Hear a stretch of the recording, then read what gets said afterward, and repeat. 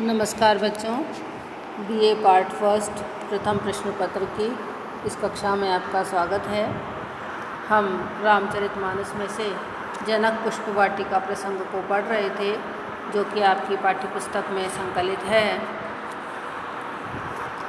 कल की कक्षा में हमने पढ़ा कि माँ सीता गौरी की आराधना करती हैं, उनकी पूजा अर्चना और वंदना करती हैं। आज हम उसी की निरंतरता में गौरी की स्तुति को आगे पढ़ेंगे तथा उस स्तुति के पश्चात उसका जो फल है उसके बारे में भी आज के पद में बताया गया है कि किस प्रकार माँ सीता गौरी की आराधना करती हैं और पार्वती की आराधना के पश्चात उसके फल स्वरूप उन्हें माँ गौरी का आशीर्वाद प्राप्त होता है। तो आइए देखते हैं।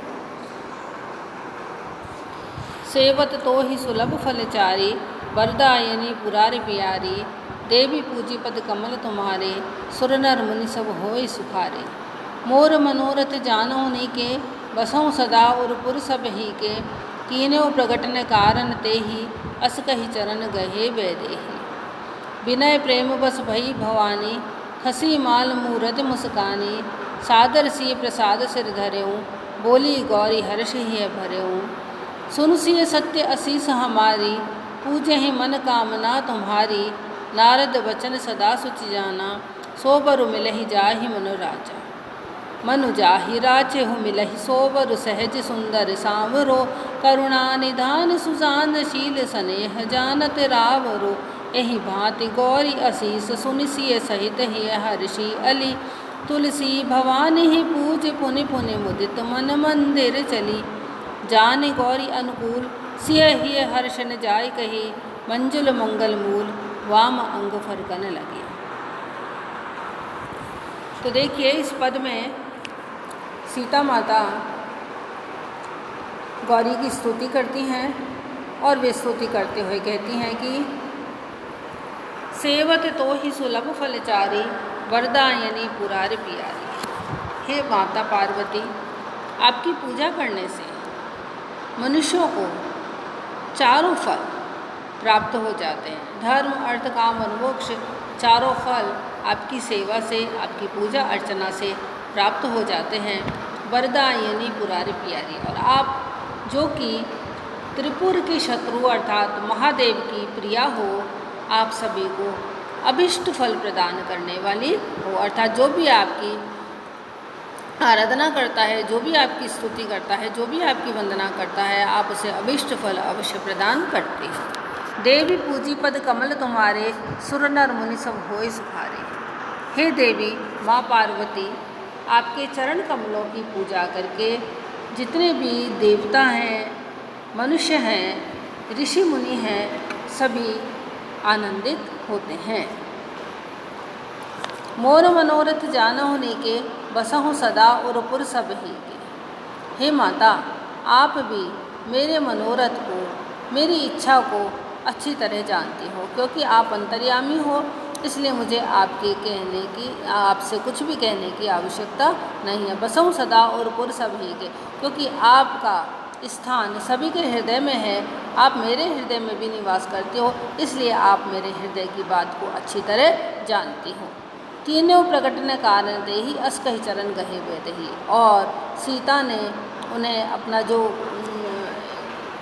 इच्छा है, अर्थात राम से विवाह हो जाए, ये जो उनकी इच्छा है, इसे प्रकट रूप में नहीं कहा, किंतु मन में इस इच्छा को लेकर के उन्होंने माँ पार्वती के चरणों का स्पर्श किया, माँ पार्वती के चरण पकड़ लिए।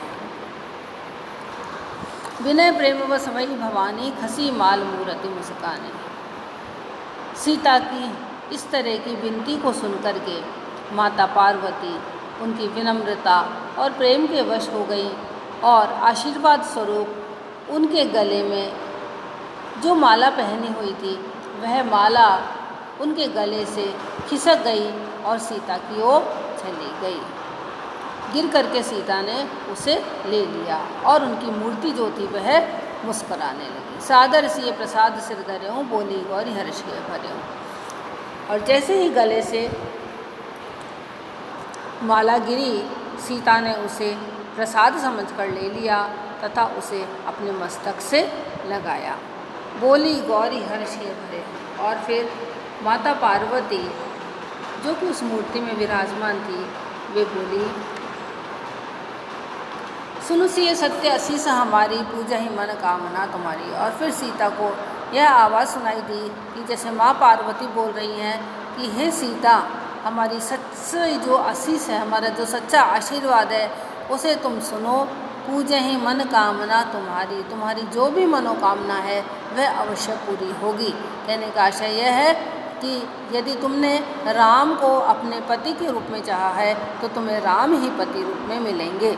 यह मेरा आशीर्वाद है। नारद वचन सदा से जाना, सो बर मिले जाए मिलो राजा। और नारद ने जो वचन कहे थे कि तुमको शील शक्ति सौंदर्य के भंडार जो है पति, ऐसे पति मिलेंगे, ऐसे ही पति तुम्हें मिलेंगे। और यह जो जिसे तुमने मन में अपने पति रूप में स्वीकार कर रखा है वही तुम्हें मिलेंगे। मनु जाहि राजु मिलहि सोबर, सहज सुंदर सांवरो। तुमने मन में जिसे रचा रखा है, बसा रखा है, तुम्हें वे ही वर मिलेंगे जो कि सहज ही सुंदर हैं और सांवले वर्ण के हैं, अर्थात श्री राम। करुणा निधान सुजान शील स्नेह जानत रावो। वे स्वयं करुणा के निधान है, करुणा के धाम हैं, उनके अंदर करुणा भरी हुई है, सुजान है, सुंदर हैं। और तुम्हारा जो शील और स्नेह है उसे भी वे भली भांति जानते हैं। तुम्हारे मन में उनके लिए जो प्रेम है वे भी अच्छी तरह जानते हैं और तुम्हारा शील भी वे उससे भी वे परिचित हैं। यही भांति गौरी असीस सुनिसिए सहित ही है हर्षी अली। और इस प्रकार माँ गौरी का आशीर्वाद सुन करके सीता माता अत्यंत आनंदित हुई और वे बहुत ही आनंद के साथ में अपने घर की ओर चलने लगी। तुलसी भवानी ही पूज पुनि पुनि मुदित मन मंदिर चली। और तुलसीदास जी कहते हैं कि इस प्रकार भवानी की, माँ गौरी की बार बार पूजा करके आनंदित मन के साथ में माता सीता गौरी के मंदिर से अपने घर की ओर चली। जान गौरी अनुकूल सिय ही हर्षन जाय कही, मंजुल मंगल मूल बाम अंग फरकन लगे। माँ गौरी को अपने अनुकूल जानकर और गौरी के इस तरह के आशीर्वाद को सुनकर सीता के हर्ष का पारावार नहीं रहा। सीता अत्यंत आनंदित हुई और उनके जो सुंदर वाम अंग थे वे फड़कने लगे। कहा जाता है कि स्त्रियों के बाएं अंग का फड़कना शुभ होता है शकुन शास्त्र के हिसाब से। तो यहाँ पर भी ये बताया है कि उनका मन अत्यंत हर्ष से भर गया तथा उनके बाएं अंग हैं वो फड़कने लगे। तो यहाँ पर बच्चों गौरी की स्तुति के बारे में बताया गया है तथा गौरी की स्तुति के बाद में माता सीता को जो आशीर्वाद मिलता है, माँ पार्वती जो आशीर्वाद देती हैं उस आशीर्वाद को बताया गया है तथा यह बताया है कि राम ही तुम्हें पति रूप में मिलेंगे। यहाँ जो पार्वती जी की परंपरागत स्तुति है वो स्तुति बहुत ही सुंदर जान पड़ती है। और यह भी बताया गया है कि माँ गौरी सभी को अभिष्ट फल प्रदान करने वाली हैं। आलंकारिक दृष्टि से यहाँ पर अनुप्रास और रूपक अलंकारों का प्रयोग हुआ है। धन्यवाद।